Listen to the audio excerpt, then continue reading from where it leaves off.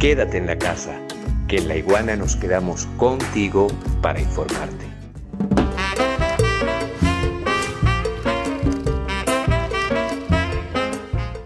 Según reseña la agencia Sputnik, aunque la misión, que en papeles es de vigilancia, estaba prevista desde hace meses, Madrid, oído al tambor, decidió acelerar los plazos en vista de la creciente tensión entre la OTAN y Rusia. Léase entre los Estados Unidos y el Reino Unido y Rusia, de la cual España y otros muchos países no son otra cosa que tontos útiles a los intereses de Washington. Expertos estiman que este movimiento responde al interés del gobierno de Pedro Sánchez en granjearse, oído al tambor, el favor de Washington para terminar prolongando el conflicto con Marruecos por el llamado Sahara Oriental, la República Saharaui. Pero esta especulación se sustenta, hay que decirlo además, en que el pasado 19 de enero el ministro de Asuntos Exteriores de España, estoy hablando yo de José Manuel Álvarez, se reunió en Washington con el secretario de Estado de los Estados Unidos, Anthony Blinken, para conversar sobre ese complejo tema que tiene más de 4 décadas de evolución y sin solución claro a la vista.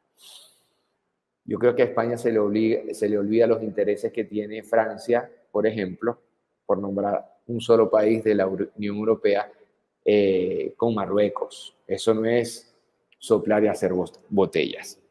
Pero en fin, en la capital estadounidense, Álvarez destacó que en la actual crisis entre Rusia y Occidente, la diplomacia debe, cito textualmente, liderar todas las acciones, si bien apoyó todas las de tipo bélico que desarrolla la Alianza Atlántica como presunta preparación, lo coloco entre comillas, ante una eventual invasión rusa a Ucrania. Y aunque al día siguiente el ministro de Defensa español anunció el envío de los buques y cazas españoles, especialistas como el politólogo Manuel Monereo consideran que todas las partes están claras en que Rusia, como lo ha reiterado el Kremlin en numerosas ocasiones, no plantea atacar militarmente a Ucrania. Cito textualmente: Rusia difícilmente va a invadir Ucrania, a no ser que la OTAN intervenga de alguna forma en el Donbass. Esto lo dijo, fin de la cita, el especialista Monereo. Y remata: no se puede desechar totalmente, pero la intención es clara de no invadir. Por lo tanto, lo que hace Pedro Sánchez son balas de fogueo, sabiendo que no va a pasar absolutamente nada. Fin de la cita. Sin embargo, el hecho de que se trate de balas de fogueo, que el gobierno de Sánchez puede permitirse porque no depende del gas ruso, ni tiene en puertas procesos electorales, no implica en modo alguno una posición carente de consecuencias y peligros, pues la tensión existente entre las partes podría derivar en un conflicto armado de gran intensidad, y hay que decirlo, de gran intensidad en Europa. Y una vez más, los Estados Unidos aupa la guerra muy lejos de su territorio, a un océano de su territorio. No obstante, pese a informes que apuntan en la dirección opuesta, el analista es de la tajante opinión, Monereo, digo yo, que la OTAN cumplirá lo ya dicho por su secretario general, es decir, ningún soldado de la alianza será enviado a Ucrania, aun en el caso de que Rusia accionara militarmente. Eso está en veremos. La jugada tampoco parece ser auspiciosa si se interpreta desde el punto de vista de los intereses españoles en el conflicto con Marruecos, pues, como les estaba diciendo yo, Estados Unidos y Francia son aliados cercanos de la nación magrebí, y resulta muy poco probable que las cosas cambien pese al interés de Sánchez en posicionarse cercano a la OTAN. ¿Qué va a pasar?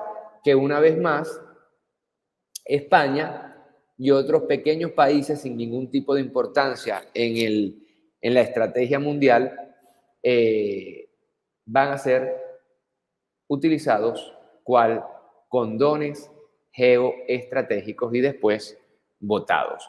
O tengo que recordarles yo las recientes alianzas de los Estados Unidos y el Reino Unido, por ejemplo, con Australia. ¿Recuerdan ustedes? Hicimos un programa sobre el tema y ahí no estaba España, pero mucho menos España, pero no estaba Francia, una potencia importante, o Alemania, dos de las potencias, los dos países que de facto dirigen la Unión Europea.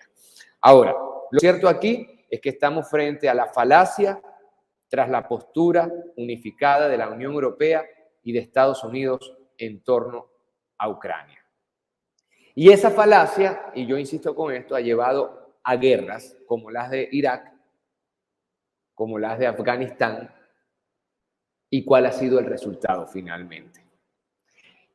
Internamente, el gobierno español también ha enfrentado oposición frente a estos avances guerreristas en el conflicto OTAN-Rusia, porque aunque desde el Ministerio de Exteriores se sostiene que la respuesta obedece al deseo de los ciudadanos, tales declaraciones, oído al tambor, no parecen corresponder ni siquiera con la propia realidad del Ejecutivo. Ni siquiera hay un acuerdo sólido, hay un punto de vista unificado y sólido en relación al conflicto de Ucrania dentro del mismo gobierno español.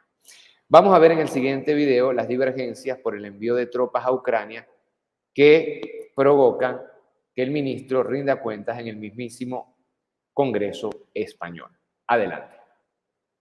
Que este lunes la Alianza Atlántica ha enviado tropas al este de Europa y dentro de ellas se encuentra también la fragata española, que es lo que ha generado en los últimos días fracturas dentro del propio Ejecutivo de Pedro Sánchez. Hay que recordar que dentro de ese Ejecutivo está Unidas Podemos, que en los últimos días ha recalcado que España es un país, el país de no a la guerra, y están en contra de intentar solucionar el conflicto a través de las armas. En ese sentido también han recordado a través de las redes sociales que no creen que la OTAN sea un organismo de defensa, sino que sigue los intereses de Estados Unidos. Esa fractura dentro del gobierno la ha intentado rebajar la parte socialista, que asegura que dentro del Consejo de Ministros no hay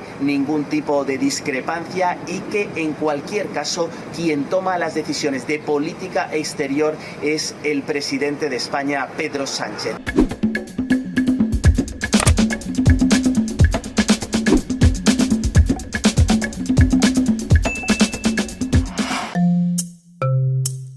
Laiguana.tv, la verdad hecha tendencia.